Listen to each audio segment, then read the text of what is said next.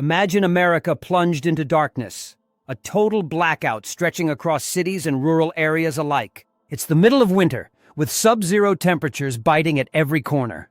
There's no electricity, no heat, no way to charge your phone or access the internet. Grocery stores? Shut down. Emergency services? Overwhelmed. Communication? Almost non-existent. The first 24 hours aren't just inconvenient. They're critical to survival. This isn't a distant possibility. It's a reality waiting to happen. Whether from a severe winter storm, a cyber attack, or a failing grid, the power outage will strike fast and without warning. The average household is woefully unprepared, leaving millions scrambling without a plan. The window to adapt is narrow, and hesitation can be fatal. For those ready to face the chaos, preparation and swift action are your lifelines. This guide doesn't sugarcoat the situation. It's about making the tough decisions and doing whatever it takes to endure the first 24 hours. What you do in this time will lay the foundation for your survival. Forget comfort. This is about grit, instinct, and readiness. The blackout isn't forgiving, so you can't afford to be either. Are you ready? Because the clock is ticking. Initial realization and first steps. No power. No phone signal. Bitter cold creeping through your walls. The first few moments of a blackout hit harder than you'd expect, especially when it dawns on you how unprepared you might be. That flicker of denial, this can't be happening, pivots to the grim realization that you've been dropped into survival mode without warning. Here's how to approach the chaos of those first 24 hours with clarity and determination. 1. Recognizing the blackout. It doesn't take long to notice something's wrong.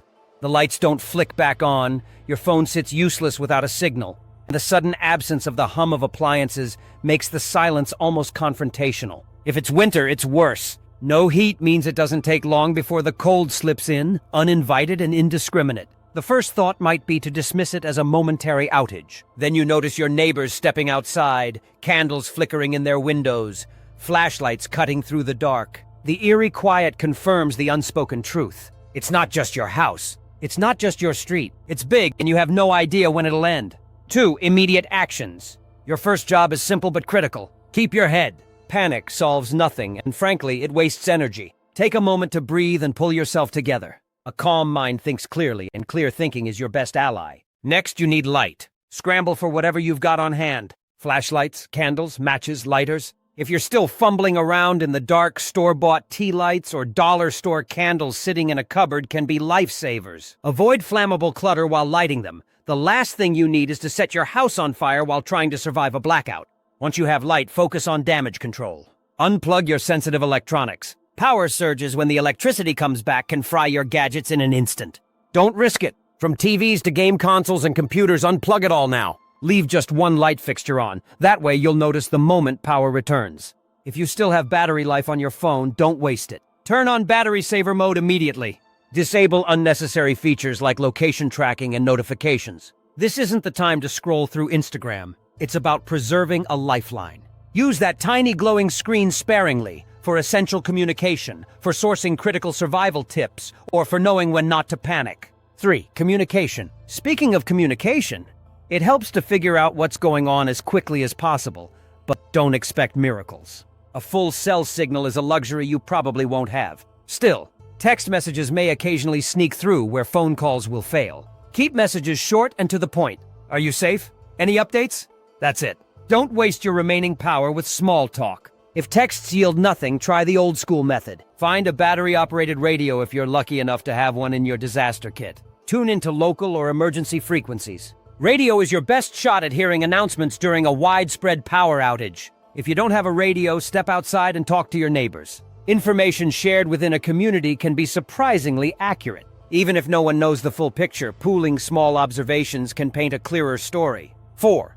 Being part of the community. When the lights go out across a neighborhood, something interesting happens. The usual barriers fade. People emerge from their homes, reluctant at first, then drawn together by the strange tension that hangs in the air during a blackout. It's an oddly leveling experience. No one cares about the petty nonsense of daily life when everyone's freezing in the same darkness. Checking in on those around you serves 2 purposes. First, it fosters solidarity. You'll feel less isolated amid the uncertainty. Secondly, it allows you to identify resources and share what you have or learn what they've got. Maybe that neighbor you barely nod at has wood for a fire or extra batteries. Maybe they've got vital info you missed while understanding broke down between you and the tech tethered to your phone. Be proactive.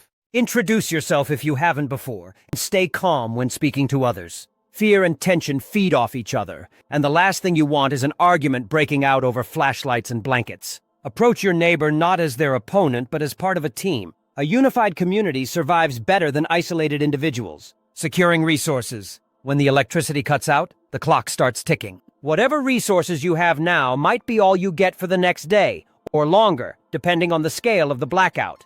Survival in the first 24 hours hinges on securing essentials: water, food, and supplies. If you act quickly and think clearly, you'll set yourself up to endure the uncertainty ahead. 1. Water. You need water more than anything else. A few hours into a blackout, your water supply might still work like nothing's wrong. Don't assume that will last. Municipal water systems rely on electric pumps, and extended outages can knock them offline. Treat every drop now as priceless because in a few hours, you might open the tap and hear nothing but air. Start with what you can store. Fill your bathtubs, sinks, and any container in the house that can reasonably hold water.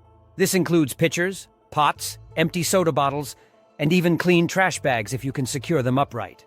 Quantity matters more than neatness. Don't overthink it. Just fill everything you can. If you have the luxury of time and know the blackout will outlast your reserves, ration immediately. Don't waste a gallon when a glass will do. Avoid washing anything unnecessarily. Andrews water sensibly. For example, water used for rinsing vegetables can still be used to flush toilets. These small moves can stretch your supply longer than you think. 2. Food. Your fridge is a giant ticking clock. Without power, it's essentially a glorified cooler. The less you open it, the longer you delay spoilage. Air escapes every time you peek inside, so keep it shut unless you're grabbing something you've already planned to use. The freezer offers a better buffer because its contents can remain cold if untouched for up to 48 hours, assuming it's packed tightly. Meal planning isn't optional, it's survival. Prioritize perishable items. Start with chicken, eggs, milk, cheese, and fresh produce. Cook whatever you can if you've got a gas stove or portable camping stove.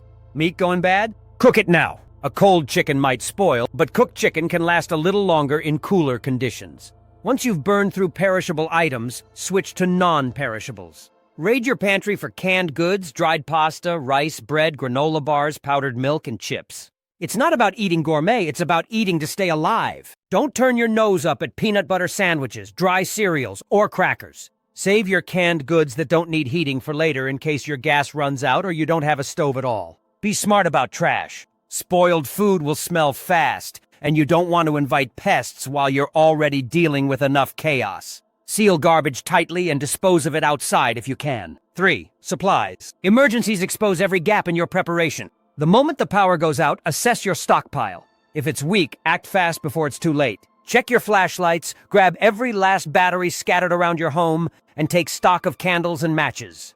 If your home is pitch black, even a flimsy flashlight from the junk drawer can make a difference. If you own emergency tools like a camping or propane stove, this is the time to dig them out. Check to make sure your fuel canisters are full or that you aren't using a setup that could pose dangerous carbon monoxide risks. No stove? Improvise with whatever you have, but don't do something reckless like using a grill inside your house. It might sound basic, but one mistake could make your situation much worse. Venturing out to shop during a blackout feels like entering a war zone. Stores may still operate with skeleton crews, but there's a catch. No power means no card machines, so cash becomes king.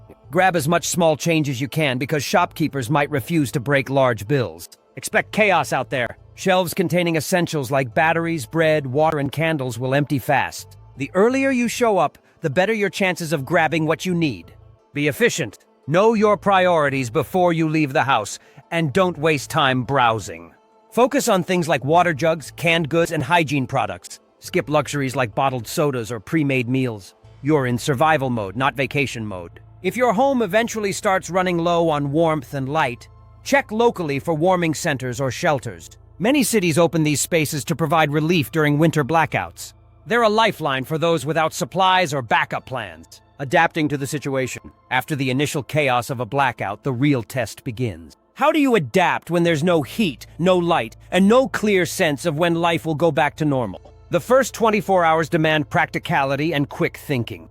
Whether you're dealing with freezing temperatures or total darkness, here's how to adapt and remain in control. 1. Heating and warmth. Staying warm is your top priority, especially during a winter blackout. Forget about heating the whole house. That's a lost battle. Pick one room and turn it into your fortress against the cold. Close every door leading out of that room to trap heat as best as you can. If you've got everyone in the house huddled together, even body heat contributes to making the space a little warmer. If you're lucky enough to have a fireplace or wood-burning stove, now's the time to use it. Don't hesitate to burn firewood you've been saving for later. When temperatures drop to freezing, there may not be a later worth sticking around for. Keep the fire contained and well monitored. The heat will be concentrated, so position everyone nearby while maintaining enough ventilation to prevent dangerous carbon monoxide buildup. If your home isn't equipped for open flames, insulation becomes your lifeline. Push blankets, towels, or old clothes into cracks under doors and around windows to stop cold air from sneaking in. Curtains? Pull them shut. No curtains? Hang sheets, blankets, anything that can add layers against the icy chill outside. Don't leave a single part of your room exposed to the elements. When it comes to personal warmth, layers are everything. Throw fashion out the window and pile on every piece of clothing you own. 2 pairs of socks, a t-shirt, sweater, and hoodie, then top it off with a coat and scarf if necessary. Thick blankets and duvets can trap body heat remarkably well. If sleep is on the agenda, bundle up under as many layers as you can find and sleep close to others. Body heat is better than nothing. 2. Lighting. Gone are the days when you flip a switch and bathe your room in light. Without power, lighting becomes a finite resource that you have to ration. Torches and candles are useful but not infinite, so use them sparingly. Don't waste a flashlight battery just to rummage through a cupboard or light a match to read a novel. Use illumination only when it's genuinely necessary. When using candles, safety is non-negotiable. A power outage is bad enough. You don't need to compound the problem with a house fire. Always set candles in sturdy, non-flammable holders that won't tip over at the slightest bump. Keep them away from curtains, blankets, or anything else remotely flammable. Never leave them unattended. If you're not actively using a room, blow out the candles. You don't get brownie points for mood lighting during a blackout. Another practical trick is to harness natural light during the day. Open curtains and blinds to make the most of the sunlight. Even the faintest winter sun can provide enough brightness to perform basic tasks. When the sun dips below the horizon, be strategic with your lighting resources. A single torch can guide you through crucial activities, but overusing it might leave you stranded in total darkness later. 3. Community cooperation. When everything goes down, isolation is your enemy. The blackout has likely affected more than just your home, and this is where community becomes a valuable resource. Your neighbors are facing the same struggles as you, and coming together can make a bad situation slightly more bearable. But building cooperation takes initiative. You can't just hunker down and hope someone else will step up. Start by checking on those around you. Knock on doors, especially those of elderly neighbors or families with young children. They may be too vulnerable or ill-prepared to fend for themselves, and a tiny effort on your part could make all the difference. Offer to share any excess resources you can spare, whether it's a candle, a cup of water, or even just basic advice on staying warm. Kindness doesn't cost you anything, and it can lay the groundwork for reciprocal help when you need it most. Pooling resources is another game changer. Maybe you're out of batteries, but your neighbor has extras lying around. Maybe they've got a gas stove and no food while you've got canned goods in abundance. Collaboration ensures that resources are utilized more efficiently than if everyone isolates themselves. Sharing information is just as important as sharing supplies. If someone hears updates on the outage from a radio or another neighbor, that information can ripple out and keep everyone in the loop. While official updates might be scarce, a simple observation like spotting a utility truck on a nearby street can provide hope and reassurance. Nighttime challenges. Night falls during a blackout and everything becomes 10 times harder. The darkness amplifies every creak, shadow, and uncertainty. The vital question is this: how do you stay safe, calm, and prepared when the world outside feels like it's closing in? Nighttime during a blackout is all about securing your space, keeping spirits high, and being practical without making mistakes you'll regret. Here's how you face the challenges the night brings. 1. Security. When the lights are out, security gets dicey. That comforting glow from street lights and porch lights? Gone. Criminal opportunists know this too, so you need to fortify your home. Start by locking all doors and windows. Don't assume anything is safe enough. Double-check that everything is secure before the last rays of daylight fade away. Next, tone down any signs that your home is better prepared than others. Got a generator running? Good for you, but don't make it a beacon. Put it out of sight and consider muffling its noise to avoid drawing attention. The last thing you want is someone deciding you're sitting on a goldmine of resources and trying to take it. If your neighborhood feels sketchy, step up the teamwork. Form informal watches with trusted neighbors. Split the responsibility of keeping an eye out for anything suspicious and try to maintain some physical presence outside when possible, even if it's rotating flashlight duty. Criminals are less likely to mess with a group that's clearly on alert. But remember, the goal is deterrence, not confrontation. Don't play hero if things look dangerous. Call for help if your phone still functions, even if it's likely to take longer than usual for a response. 2. Psychological resilience. Dark, silent, and cold nights can wear you down mentally. There's something about the lack of light that makes everything feel worse than it is. You're fighting against two enemies here: the blackout itself and your own anxieties. The mental game is just as critical as the physical battle for warmth or supplies. Start by maintaining some semblance of routine. It might sound ridiculous, but brushing your teeth or setting up bedtime signals to yourself and others that life is still ticking along. This small bit of normalcy can anchor you, especially if the blackout drags on. When the quiet and darkness start to gnaw at you, distractions are your best weapon. Pull out a deck of cards, tell stories, play silly games with the kids, or even just sit and chat with whoever's around. These activities keep your mind sharper than sitting in silence, wallowing in worry. Children especially need help seeing this as something other than just scary darkness. Frame it as an adventure or even a camping trip indoors. When they feel less afraid, their calmness can also help ease tensions for everyone else. Keep an eye on your own thoughts, too. The mind loves to spiral when there's uncertainty, so focus on what you can control. You've locked the doors, secured the windows, and set up your living space. There's no point playing what-if games for problems that haven't actually emerged. Handle the now, not the maybe. 3. Sleep arrangements. When it's time for rest, keep practicality and safety front of mind. Gather everyone in the warmest room of the house. Like it or not, this is the time to share space for warmth and safety. Spread out blankets, position cushions, or pile on sleeping bags. It may be cramped, but everyone sticking together makes a difference in holding on to body heat. Dim lighting like battery-powered lanterns or candles can help ease the fear that total darkness stirs up. Kids especially might feel better if there's a soft light burning somewhere in the room. But even as you set up these little comforts, remember to minimize risks. If you're using candles, keep them in safe, stable holders and ensure there's no way they can tip over. The same goes for space heaters or any flame-based equipment, if you're using it at all. Don't trade warmth for a fire hazard. The night can also play tricks on your senses. You may hear strange noises outside or feel tempted to investigate what's causing them. Don't. Instead, stay inside and stay put. You don't know what's lurking in the dark. Worst case, you risk exposing yourself to unseen dangers. If it's not breaking down your door, leave it alone. One person staying awake in shifts can offer everyone a sense of security. If there's a group of you, split the responsibility. The person on watch doesn't need to patrol like it's a prison.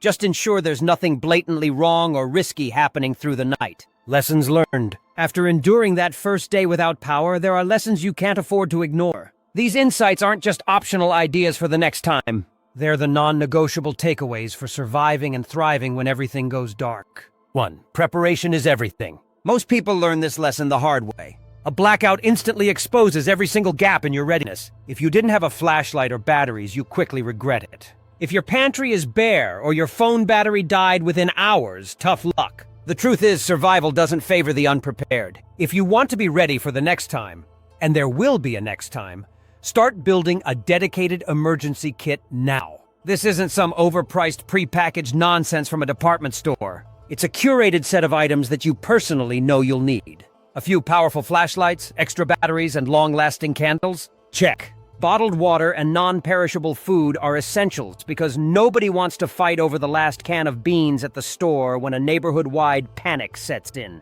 Don't forget a battery-powered radio. If networks go down during a widespread outage, that'll be your only lifeline to critical updates. Another item most people overlook? A stash of cash. Today's world revolves around credit cards and apps, but when power's out, card machines won't work. Cash is king. A small bundle of bills, preferably smaller denominations, could be your ticket to getting supplies when the ATMs and registers are useless. Want to take it up a notch? Invest in backup systems. Power banks are a no-brainer if you rely on your phone for crucial communication. A corded landline phone might seem prehistoric, but guess what? It doesn't rely on electricity the way your cordless or digital phone does. And for those who can, a generator can mean the difference between enduring the blackout and genuinely surviving it. Yes, they're pricey, but having access to heat, light, or running a fridge? Priceless during a prolonged outage. 2. The strength of community. Blackouts have a strange way of making you realize how much you depend on your neighbors. You likely started the 24 hours as strangers with no more connection than a polite nod over the hedges. But as soon as the lights went out, you understood what survival really looks like in practice.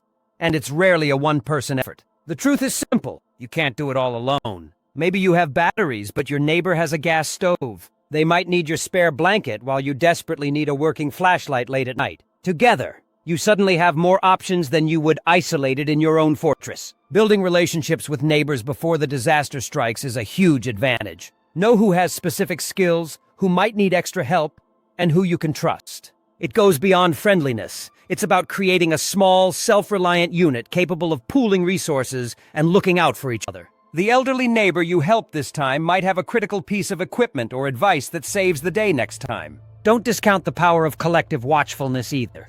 Organizing casual neighborhood watches during the outage not only keeps opportunistic criminals at bay, but strengthens bonds. The more you work together during a crisis, the stronger your community will be when the power returns. 3. Technological dependence is a weakness. The outage forces you to face an uncomfortable truth about your life in the 21st century. You are dependent, maybe dangerously so, on the technologies you use every day. Your phone, your Wi-Fi, your computer, even your fridge and your thermostat. The blackout proves how fragile all of it is. What happens when all of those conveniences are suddenly stripped away? For many people, it's pure panic. Think about how quickly things start to unravel. Nothing connects. You stare at your dead phone screen, realizing that it's more than just a social device. It's your map, your phone book, your emergency contact list, and your only way to stay informed. Mobile networks go down, or they become so overloaded they might as well be useless. How long until you feel completely cut off, maybe even trapped? The lesson here is clear. Don't trust technology to get you through every crisis.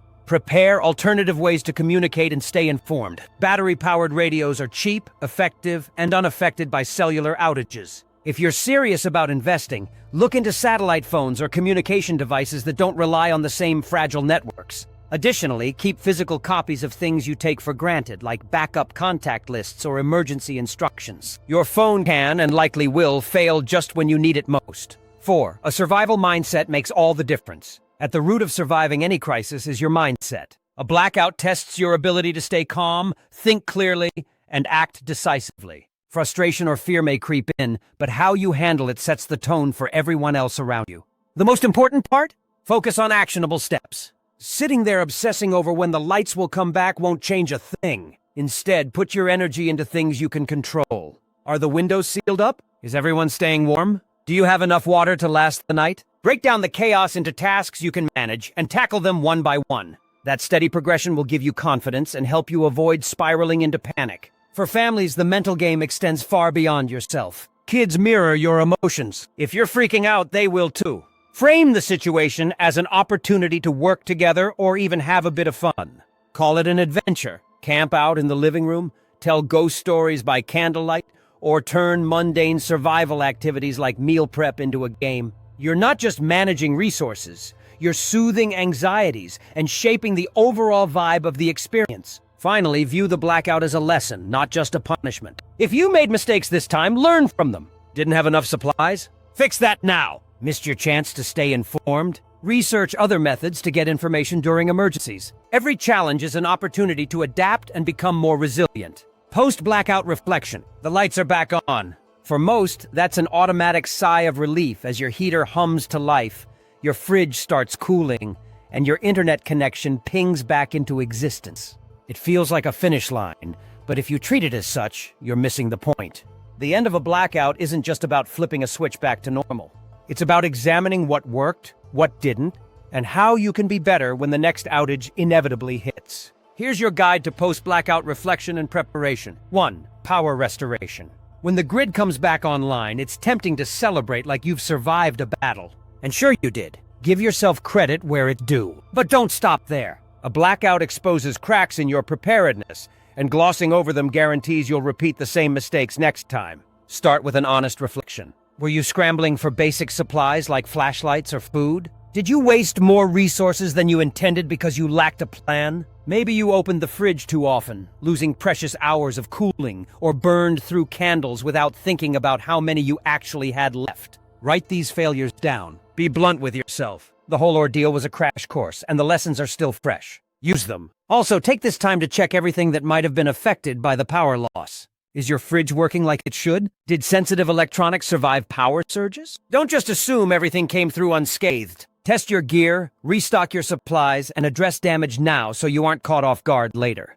2. Future preparedness. If the blackout was your wake-up call, don't hit snooze. Complacency is what gets people in trouble during emergencies. This time, the lights might have been out for 12 hours. What if it's 12 days next time? These scenarios stop feeling so hypothetical when you've gone through just one cold, powerless night. Commit to creating a preparedness plan going forward. Build out your emergency kit with everything you wished you'd had during the outage. Torches and batteries, bottled water and non-perishable food, blankets, medical supplies, matches, and a working radio. It doesn't have to be perfect today, but the more you prepare now, the fewer regrets you'll have when another blackout rolls in. Think beyond the basics. Could a generator make a significant difference in your situation? What about portable power banks to keep your phone charged or a small camping stove to cook without electricity? If you've got resources to invest in these tools, it's worth considering. When you're standing in pitch black, shivering and fumbling around, that one gadget you thought was overkill will suddenly feel like the smartest purchase you've ever made. This is also the perfect opportunity to share your experience with others.